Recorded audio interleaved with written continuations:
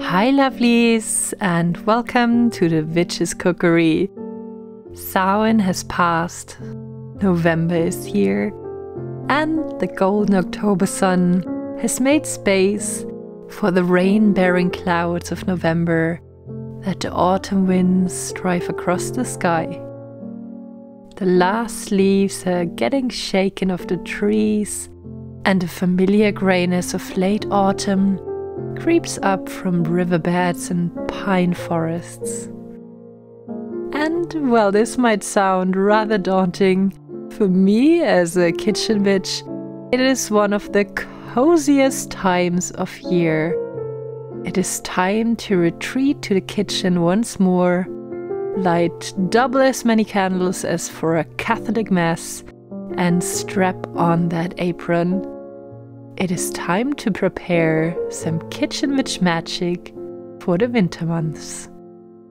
While during the harvest festivals of Lunasa and Mabon, we have spent our time pickling and canning, harvesting herbs and enjoying some jam cooking and winemaking to preserve the abundance of summer. Now it is time to prepare healing potions for when the cold creeps into your bones, causing runny noses, clammy hands, and a heavy chest. By the way, every healing potion and kitchen witch goodie you see me witch up in this video is linked down below as a free PDF download for your own kitchen witch grimoire. Now, I am not a very versed herbalist and only know a bit about teas and maybe simple tinctures. But when it comes to cooking up something that makes you feel better, I am the witch to call. I believe as a healer you should always have 3 items in your apothecary for any possible ailment or symptom. Something that prevents, something that eases, and something that cures. This counts for bodily aches as well as mental and spiritual ones. And I'm talking both literally and figuratively here. Consider your apothecary not only as the place where you keep herbs or spell ingredients, tinctures or salves, but also think of the apothecary of your mind, the skills that you apply or mindset you adopt for your own healing or that of others when needed. You can also take a closer look and take stock of this in your life. Take self-care, for example. What do you have that prevents depleting your energy? What do you have or do that eases symptoms of feeling exhausted? And what can cure you being burned out? It is always good to be aware of how well your apothecary is stocked or where there is an empty bottle that needs some filling or labeling. Many of my 3 items to bring healing to myself and others can be indeed found in the kitchen. And today I'm showing you how to make them. A spicy fire cider to prevent getting sick in the first place and boost your immune system. A veggie and bone broth to help with the sniffles or a head cold that will warm you from the inside out. And a delicious 5-minute Apfelstrudel that will cure your seasonal depression. Well, at least for the moment being. By the way, if you enjoy cooking with me, don't miss the live Kitchen Witch cook-along on Saturday the 12th of November on my channel. I invite you all to my kitchen at 4 PM Central European Time to make the most delicious autumnal tart flambe with roasted pumpkin, pear and gorgonzola. You will find more information and the recipe linked down below too. It will be like the witchy cooking show you never knew you always wanted, and you can ask all your witchcraft related or personal questions too. Another important aspect for me when creating potions of all sorts is to use seasonal ingredients. Kitchen witchery is such a tangible, very grounding form of magic. You work with so many components and potential for energy that you then digest. Choosing ingredients that are in season has many benefits to your witchcraft practice. One, looking into what actually grows when and where is likely to get you out more, teaches you about life cycles of plants, gets you more acquainted with what the corresponding harvest items in your area are for the different holidays on the wheel of year, so you can finally let go of those generically associated ones that won't work if you're not living in a full-season moderate climate zone in the northern hemisphere.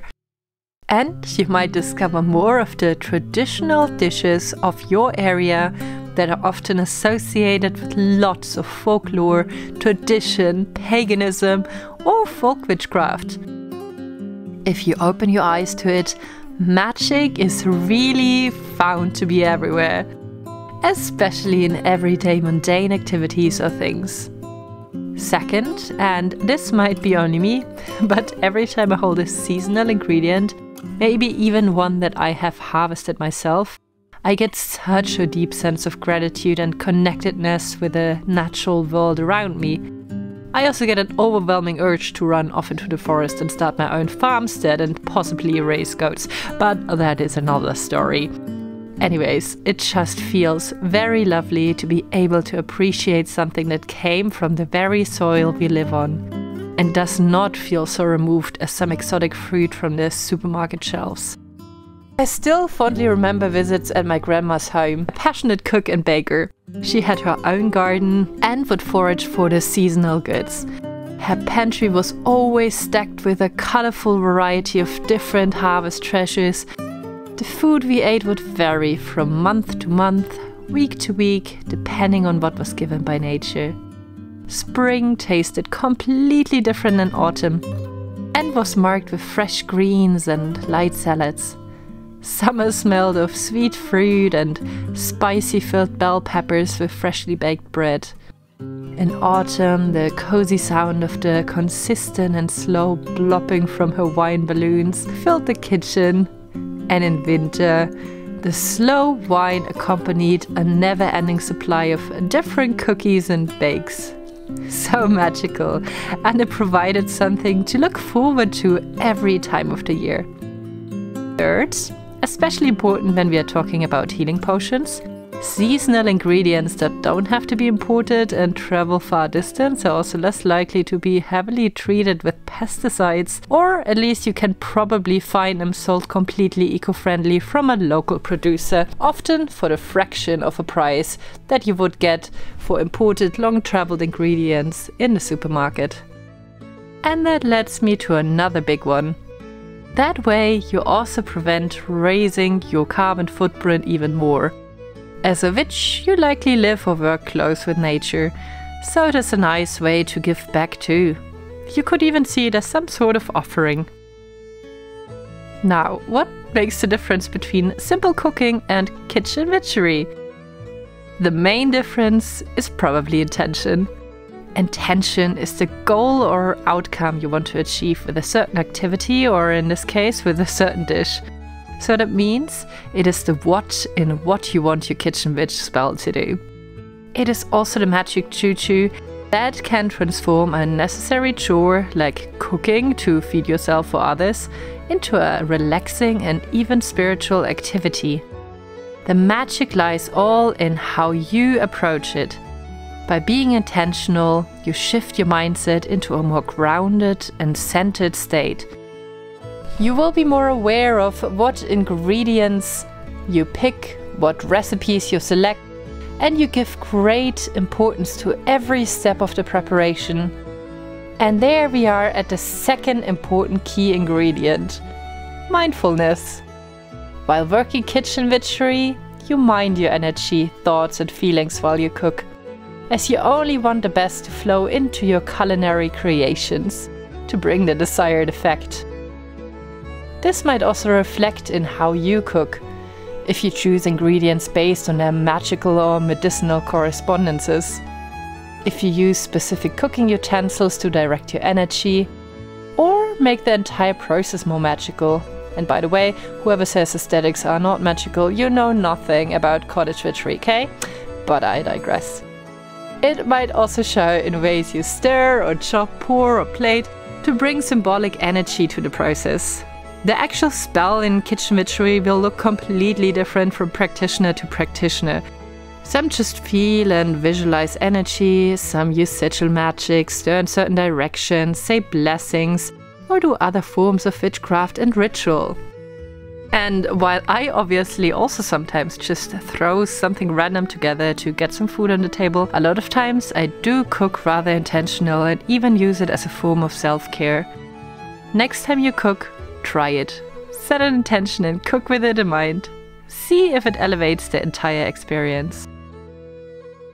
So, how do you craft a healing potion? How do you get the magic in, and how does it work metaphysically? Well, it's fairly straightforward. Of course, you want to come up with a certain intention. Most likely in this instant, it will be one for healing or something related.